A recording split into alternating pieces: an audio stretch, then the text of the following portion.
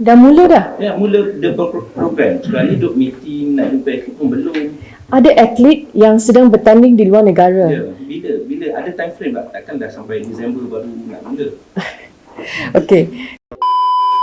Ya. Beri Faedzal, ISN boleh mungkin jelaskan sikit the dashboard DMS, adakah ni perbaikan ataupun sistem baru yang akan dimulakan nanti?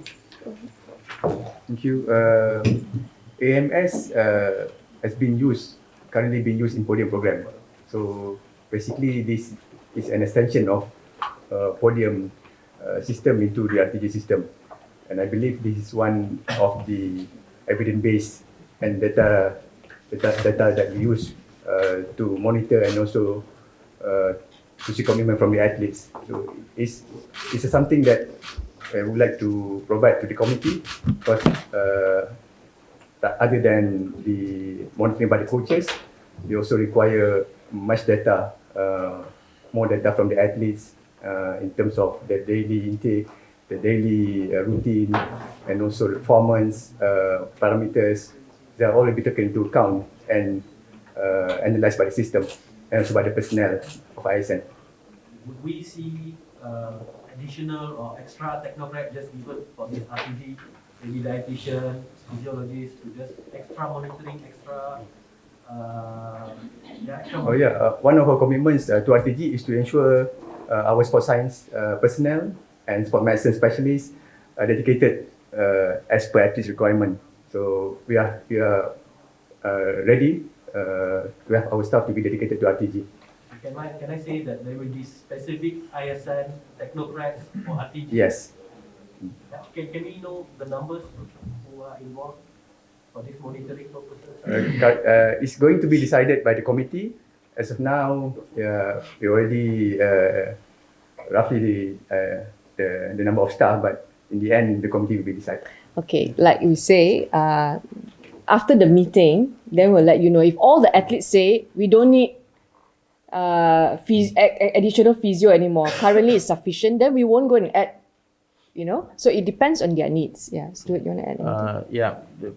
Thank you, YB. And just also an extension from the RTG Secretariat to ISN on their commitment that they've given in the last 26 days of announcement till today. ISN has been tremendous in terms of the support and the collaboration that they've given. Besides the database and the dashboard that is provided, we've already had tech conversations pertaining to the additional parameters that we need for additional sports. And that conversation will be ongoing already. Pertaining to the answer that Faedzal provided, that the number of support service dedicated staff will be aligned based on the response of the 15 athletes. Thankfully, ISN has already allocated a maximum amount. So looking into consideration of the 15 athletes, and if this is everyone needs such and such services, ISN has already identified people within the system that can be deployed for dedicated services immediately. The solution that is needed is the replacement of this resource within the programs that they are already serving as well, because some of these individuals serve 2 or 3 different programs. So if they're going to serve RTG and to a sport or to an athlete as a dedicated personnel, on their side there needs to be a replacement to that resource. So those are the operational conversations that we are having, but it's very positive with ISN so far, and I believe that once we get the response from the athlete, the deployment from ISN won't take much time. Jadi, sejak pengumuman pelancaran 12 Mac dan dah hampir sebulan, selepas 3 minggu baru first meeting, dan based on this, saya lebih nampak ini kepada Paris, lebih kepada Paris. Jadi dengan Paris dah tak jauh, Los Angeles masih jauh. Bila RTG akan mula? Dah mula dah? Ya, mula the program. Sekarang ni duk meeting, nak jumpa atlet pun belum. Ada atlet yang sedang bertanding di luar negara. Ya, bila ada time frame tak? Takkan dah sampai Disember baru nak mula. Okay, down to the exact days, Stuart can tell you since the last announcement. It shows that every day we are all working and in communication with the athletes.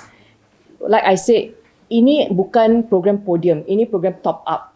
bermaksud program podium sedang berjalan, mereka ada latihan mereka ada tournament yang mereka sedang pergi. So bukan tak nak jumpa, mereka ada di luar negara. Saya nak jumpa Azizul sekarang pun tak boleh kerana dia sedang fokus untuk bertanding. So jawatankuasa akan bertemu dengan mereka selepas dapatkan appointment untuk jumpa mereka. Dan seperti yang saya katakan, ada banyak perkara yang saya telah dengar daripada like badminton independent player, itu bukan perkara baru kerana mereka telah berjumpa saya bulan Januari. So sekarang kita sudah ada struktur, ada term of reference, kita dah boleh jalan. Okay? Maknanya yang mana boleh settlekan awal dah boleh jalan dulu. Of course. Okay. So macam permintaan Pandelela, dedicated team daripada ISN untuk terjun. Kata bila training di China dia nak full team, video analysis, biomekanik semua, so akan dapat segera. Macam apa? Pertemuan Stuart dengan atlet bila mereka pergi berjumpa, dan mereka akan bawa balik untuk agreement tersebut. Sama ada permintaan itu reasonable atau tidak. Okay, so jawatankuasa dan penyelaras mereka akan bawa ini kepada kita untuk kita tentukan. Tapi ISN sudah identify, sudah mengenal pasti technical support yang diperlukan dan mereka telah bagi komitmen kepada penyelaras. Ya. Kalau tengok dekat sini ada dua penambahan, dua individu berpengalaman, Datuk Ramli dan juga saya. Ya. Ada spesifik tugas untuk mereka? Yes, sudah mesti Datuk Ramlan, especially in sport science and having experience working in ISN before and also knowing the heartbeat on ground. So daripada segi teknikal, kita tahu jawatankuasa ini atau Road to Goal Secretariat adalah administrative, it's a top up process. Tapi untuk pemahaman on a daily basis to understand the technical aspects, the mindsets, the mental health, the athlete conditioning, I also need support that I can look to and talk to on a daily basis. So these individuals will provide the secretariat a lot of technical support that is needed. Perbincangan awal dengan Datuk Ramlan dengan juga Josiah amat positif disebabkan diorang ada masa untuk menyumbang balik kepada negara. Sebagaimana YB katakan, they see this as nation building, as a national project, dan itu juga memberi satu inisiatif yang amat positif kepada sekretariat, di mana kita lihat sekarang bukan sahaja Datuk Ramlan dengan Josiah, tetapi saya juga dapat banyak WhatsApp dan phone call daripada individu-individu yang hendak menyumbang masa dan tenaga untuk program ini. Tetapi sebagaimana kita tahu, kena relevan kepada jawatankuasa dan memastikan sekretariat juga boleh ada justification kepada kehadiran individu-individu tersebut. Pada masa ini, dalam fasa permulaan, dua individu ini sahaja yang diperlukan pada fasa ini. Tetapi dalam fasa yang seterusnya, mungkin kita akan tambah lagi. Maybe Stuart, next year is the Olympic. YB Stuart or Not Next year is Olympic. Time is very short. This is a pioneering move. This is something new. To sort things by matter, and make it a template for 2028 LA. How crucial is this year, this Olympic cycle, getting a steep learning curve? So 2028, we probably would have covered 90% of what needs to be done for the next Olympic cycle. How crucial, and with the time frame, the very short time frame, the running, hitting the ground and running, how do you see these challenges coming out positively?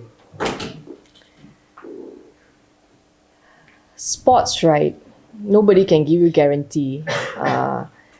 And like I said, after we remove the roadblocks or the initial roadblocks, then we can only hope for the best when they enter, that they go in with the confidence that the nation has already provided everything we could to help them be successful. For example, Datuk Lee Chong Wei. I don't think anyone can say Lee Chong Wei has not worked hard enough. He has really put in, for years he was champion. But if he went in and at the time and he just couldn't get the goal, the nation will not stand back and say, he has not tried his best. So that's what we want. At the end of the day, after giving all this, it's really in the hands of the athlete really. Of course, we want to remove all the roadblocks as fast as possible.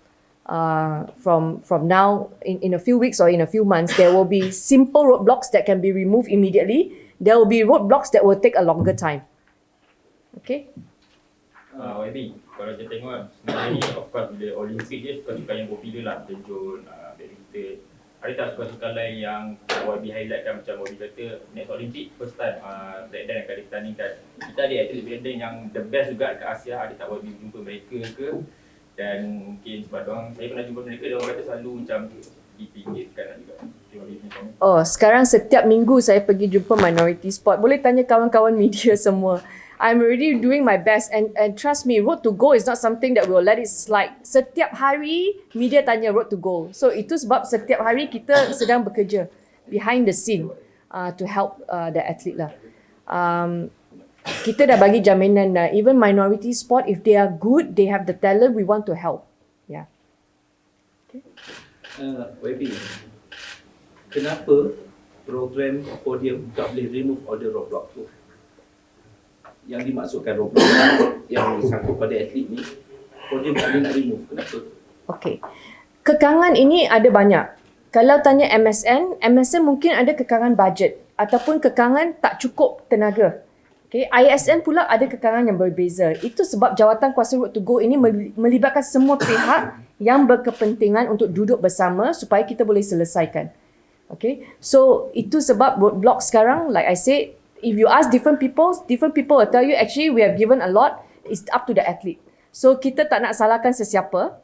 Kita nak sekarang ini let's just get to work and focus on winning.